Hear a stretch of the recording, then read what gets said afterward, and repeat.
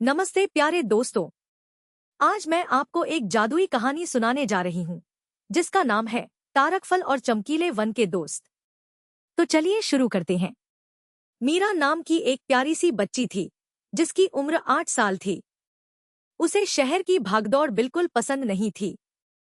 उसका सबसे पसंदीदा काम था अपने घर के पास वाले चमकीले वन में घूमना। यह कोई साधारण जंगल नहीं था बल्कि जादू से भरा हुआ था। यहाँ के पेड़ पौधे हमेशा चमकते रहते थे और पत्तों से हल्की हल्की रोशनी निकलती थी। वन के बीचों बीच एक बहुत पुराना पेड़ था जिस पर एक अनोखा फल लगता था जिसे तारक फल कहते थे। यह फल तारों जैसा चमकता था और माना जाता था कि इसी की चमक से पूरे वन में जादू और जीवन बना रहता है। हर सुबह मीरा अपनी गिलहरी दोस्त चिक्की के साथ उस पेड़ के पास जाती और तारक फल की सुनहरी चमक को निहारती। चिक्की थोड़ी शर्मीली थी लेकिन मीरा के साथ वह खूब उछल कूद करती। वन में तरह तरह के जानवर रहते थे जो सभी मीरा को बहुत पसंद करते थे। यह वन मीरा के लिए एक सपनों की दुनिया जैसा था जहां ताजी हवा, फूलों की मीठी खुशबू और पक्षियों का चहचहाना उसे हमेशा खुश रखता था। एक दिन सुबह मीरा हमेशा की तरह चमकीले वन में पहुंची। आज वन कुछ शांत और फीका लग रहा था। पेड़ों की चमक हल्की पड़ गई थी और फूलों का रंग भी थोड़ा मुरझाया हुआ लग रहा था। मीरा को यह सब अजीब लगा। चिक्की, तुम्हें कुछ अजीब नहीं लग रहा? मीरा ने पूछा। चिक्की अपनी छोटी छोटी आंखों से इधर उधर देखा और फुर्ती से अपनी पूंछ हिलाई, मानो कह रही हो, हाँ, कुछ तो बात है। वे दोनों सीधे तारकफल वाले पेड़ के पास पहुंचे। लेकिन वहां का नजारा देखकर मीरा की आंखें फटी रह गईं। पेड़ पर तारकफल नहीं था।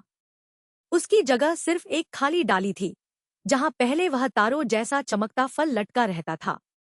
मीरा उदास हो गई। तारकफल कहाँ गया? वह बुदबुदाई। वन में अचानक उदासी छा गई। पक्षियों का चहचहाना बंद हो गया और हवा में भी उदासी घुल गई। चिक्की भी बहुत चिंतित लग रही थी। ऐसा लग रहा था जैसे वन की सारी रौनक ही चली गई हो। मीरा समझ गई कि अगर तारकफल नहीं मिला तो पूरा वन अपनी चमक खो देगा। तारकफल के गायब होने से मीरा बहुत घबरा गई। उसने चिक्की को देखा जो डर के मारे एक पेड़ के तने से चिपकी हुई थी। हमें बुद्धि बाबा के पास जाना होगा, मीरा ने कहा। बुद्धि बाबा वन के सबसे समझदार उल्लू थे। वे एक बहुत ऊंचे पेड़ पर रहते थे और हर मुश्किल का हल जानते थे। मीरा और चिक्की तेजी से बुद्धि बाबा के पेड़ की ओर भागे। जब वे पहुंचे तो बुद्धि बाबा अपनी आंखें बंद करके बैठे थे जैसे किसी गहरी सोच में हों। वन की उदासी उन पर भी असर डाल रही थी। बुद्धि बाबा, तारकफल गायब हो गया है, मीरा ने घबराहट में कहा। बुद्धि बाबा ने धीरे से आंखें खोली। उनकी बड़ी बड़ी आंखें गंभीरता से चमक उठीं। मुझे पता था यह होने वाला है, उन्होंने अपनी भारी आवाज में कहा। तारकफल कभी कभी अपनी जगह छोड़ देता है जब वन को किसी बड़ी चुनौती का सामना करना होता है। मुझे लगता है यह खुद चलकर कहीं गिर गया होगा या हो सकता है चट्टान दानव ने इसे उठा लिया हो।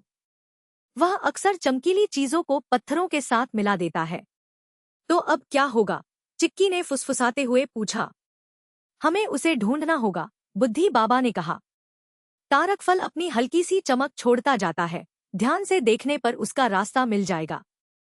लेकिन यह आसान नहीं होगा। क्या तुम सब तैयार हो? बुद्धि बाबा की बात सुनकर मीरा और चिक्की में थोड़ी हिम्मत आई। हाँ बुद्धि बाबा, हम तैयार हैं, मीरा ने जोश से कहा। बुद्धि बाबा ने उन्हें आशीर्वाद दिया और कहा, तुम्हारी दोस्ती और हिम्मत तुम्हें रास्ता दिखाएगी। वे दोनों ने तारकफल की हल्की चमक का पीछा करना शुरू किया। कुछ दूर चलने पर वे एक घने कांटेदार झाड़ियों के जंगल में पहुंच गए। ये झाड़ियां इतनी घनी थी कि अंदर घुसना मुश्किल था। हर तरफ नुकीले कांटे फैले हुए थे। ओह, यह तो बहुत मुश्किल है, चिक्की ने डरते हुए कहा। मीरा ने चारों ओर देखा। तभी उसे एक डाल से लटकता हुआ गोलू, एक शरारती बंदर दिखा। गोलू केले खा रहा था और छलांगे लगा रहा था। उसने मीरा और चिक्की को देखा। अरे, तुम दोनों यहाँ क्या कर रहे हो? गोलू ने अपनी शरारती मुस्कान के साथ पूछा। मीरा ने उसे पूरी बात बताई। गोलू थोड़ी देर सोचता रहा, फिर बोला, चिंता मत करो, मैं मदद करूंगा। गोलू ने अपनी लंबी पूंछ का इस्तेमाल किया और कुछ कांटों को हटाना शुरू किया। चिक्की अपनी फुर्ती से कांटों के बीच से रास्ता बनाती और मीरा ध्यान से पैर रखती ताकि कांटे न लगे। तीनों मिलकर धीरे धीरे आगे बढ़े। यह वाकई एक चुनौती थी, लेकिन तीनों की मेहनत से वे कांटों के जंगल से बाहर निकलने में कामयाब रहे। कांटों के जंगल से निकलने के बाद तारकफल की चमक उन्हें एक चौड़ी और तेजी से बहती हुई नदी के किनारे ले आई। नदी का पानी बहुत गहरा और तेज धार वाला था। ओह, इसे कैसे पार करेंगे? मीरा ने चिंता से कहा। चिक्की भी नदी की धार देखकर डर रही थी। गोलू ने चारों ओर देखा। नदी के उस पार एक बहुत बड़ा पेड़ था, जिसकी एक लंबी और मोटी बेल नदी के ऊपर से होकर जा रही थी, लेकिन वह बहुत ऊंचाई पर थी। मैं चढ़कर उस बेल तक पहुंच सकता हूं, गोलू ने कहा। वह फुर्ती से पेड़ पर चढ़ गया और कुछ ही देर में उस बेल तक पहुंच गया। उसने बेल को कसकर पकड़ा और झूलता हुआ मीरा और चिक्की के पास आया। इसे पकड़ो, गोलू ने कहा। मीरा ने पहले थोड़ी हिचकिचाहट महसूस की, लेकिन फिर हिम्मत करके बेल को कसकर पकड़ लिया। चिक्की भी मीरा के कंधे पर चढ़ गई। गोलू ने अपनी पूरी ताकत लगाई और तीनों को धीरे धीरे नदी के उस पार ले गया। जैसे ही वे उस पार पहुंचे, तीनों ने राहत की सांस ली। यह सचमुच एक खतरनाक काम था, लेकिन गोलू की ताकत और मीरा की हिम्मत ने उन्हें पार लगा दिया। नदी पार करने के बाद तारकफल की चमक उन्हें एक अंधेरी और रहस्यमय गुफा के मुहाने पर ले गई। गुफा के अंदर से अजीब अजीब आवाजें आ रही थी, जैसे हवा फुसफुसा रही हो। मुझे डर लग रहा है, चिक्की ने मीरा के हाथ को कसकर पकड़ लिया। गोलू भी थोड़ा शांत हो गया था। डरो मत, मीरा ने कहा। उसने अपनी कमर से अपनी लाल रुमाल निकाली। हम इसे मशाल की तरह इस्तेमाल कर सकते हैं। उसने रुमाल को एक छोटी लकड़ी पर लपेटा और उसे जमीन पर पड़ी एक चमकती हुई काई से रगड़ा, जिससे हल्की सी रोशनी निकली। गुफा के अंदर से ठंडी हवा आ रही थी। उनकी परछाइयां दीवारों पर नाच रही थी, जिससे माहौल और भी रहस्यमय लग रहा था। चिक्की के कान बहुत तेज थे।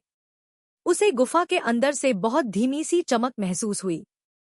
शायद यह तारकफल की चमक है, चिक्की ने फुसफुसाते हुए कहा। वे तीनों बहुत धीरे धीरे आगे बढ़े, हर कदम सावधानी से रखते हुए। गुफा के अंदर घूमते हुए उन्हें कई चमगादड़ अपने सिर के ऊपर उड़ते हुए दिखाई दिए, जिससे उन्हें थोड़ी घबराहट हुई, लेकिन उन्होंने हिम्मत नहीं हारी। गुफा के अंदर थोड़ी दूर चलने पर वे एक बड़े से खुले हिस्से में पहुंचे। वहां का नजारा देखकर वे हैरान रह गए। एक विशाल गोलमटोल चट्टान दानव जमीन पर लेटा हुआ खर्राटे ले रहा था। उसका शरीर पत्थरों जैसा था और वह सचमुच एक बड़ी चट्टान जैसा दिख रहा था। उसकी नाक से जोरदार खर्राटों की आवाज आ रही थी, जिससे गुफा गूंज रही थी। और उसके बगल में, बिल्कुल पास में, तारकफल रखा हुआ था। वह अपनी पूरी चमक के साथ जगमगा रहा था। यह तो चट्टान दानव है, गोलू ने फुसफुसाते हुए कहा। लेकिन यह तो सो रहा है, मीरा ने धीरे से कहा। चट्टान दानव असल में उतना डरावना नहीं लग रहा था जितना बुद्धि बाबा ने बताया था। वह एक बड़े, आलसी, गोलमटोल पत्थर जैसा दिख रहा था, जिसे शायद चमकती हुई चीजें पसंद थी, और उसने तारकफल को एक बड़ा और सुंदर पत्थर समझ लिया था।